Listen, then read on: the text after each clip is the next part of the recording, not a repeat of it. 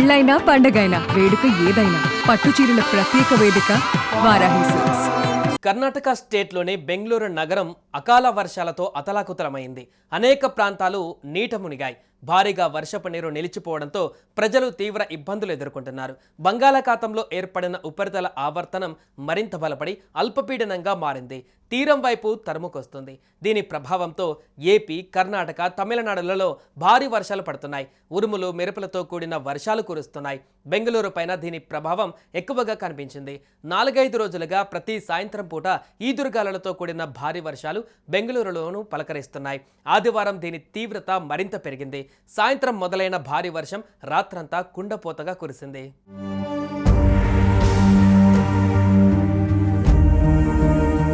ప్రస్తుతం కర్ణాటకలోని దాదాపు 18 జిల్లాలలో మే 24 వరకు భారీ వర్షాలు కురుస్తున్నాయని వాతావరణ శాఖ వెల్లడించింది. ఈ క్రమంలో కొన్ని చోట్ల ఆరెంజ్ అలర్ట్, మరికొన్ని ప్రాంతాలలో ఎల్లో అలర్ట్ కూడా అందించింది. ప్రధానంగా ఉత్తర కన్నడ, దక్షిణ కన్నడ, ఉడిపి, బాగల్కోట్, బెల్గాం, బీదర్, ధార్వాడ్, గడక్, హవేరి, చిక్మంగళూరు, చిత్రదుర్గ, హసన్, కొడగు, శివమొగ్గ, తుముకూరు జిల్లాలలో భారీ వర్షాలు కురుస్తాయని ఐఎండీ ఆరెంజ్ అలర్ట్ కొనసాగుతోంది. ఇక కర్ణాటక రాజధాని బెంగళూరు, దాని చుట్టుపక్కల ప్రాంతాలలో వాతావరణ శాఖ ఎల్లో అలర్ట్ జారీ చేసింది.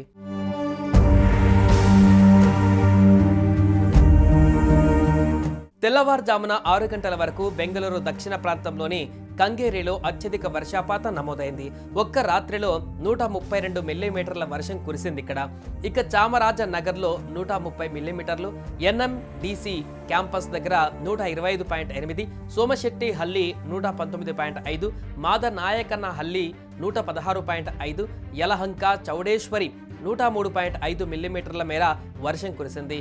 కొడిగేహల్లి 100 మిల్లీమీటర్లు, కోరమంగళ 96, హెచ్ఏఎల్ 93, మార్దహల్లి 92, రాజరాజేశ్వరి నగర 80, హెచ్ఎస్ఆర్ లేఅవుట్ 73 మిల్లీమీటర్ల వర్షపాతం నమోదైంది. హంపి నగర, కాటన్పేట్, అంజనాపుర, బాగలకుంటే, జక్కూరు, హోరమావు, శెట్టిహల్లి, విశ్వేశ్వరపుర, విద్యాపీఠ, హెమ్మిగపుర, సిల్క్ బోర్డ్ ప్రాంతాలన్నీ నీట మునిగాయి.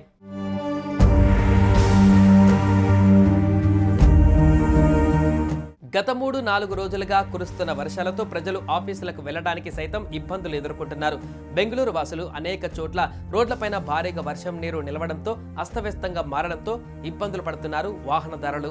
ఇక నగరంలోని Jalahalli cross, Yeshwanthpur, Malleshwaram, Shivananda circle, Majestic, town hall, KR market, MG road ప్రాంతాలలో నిలిచిపోయిన నీరుతో ప్రజలు ఇబ్బందులు ఎదుర్కొంటున్నారు.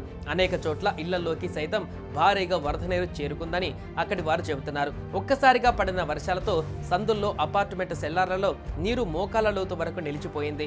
ప్రధానంగా నగరంలోని డ్రైనేజీ వ్యవస్థలు సరిగ్గా పనిచేయకపోవడం వల్ల నీరు నిలిచిపోవడానికి కారణంగా ప్రజలు అంటున్నారు.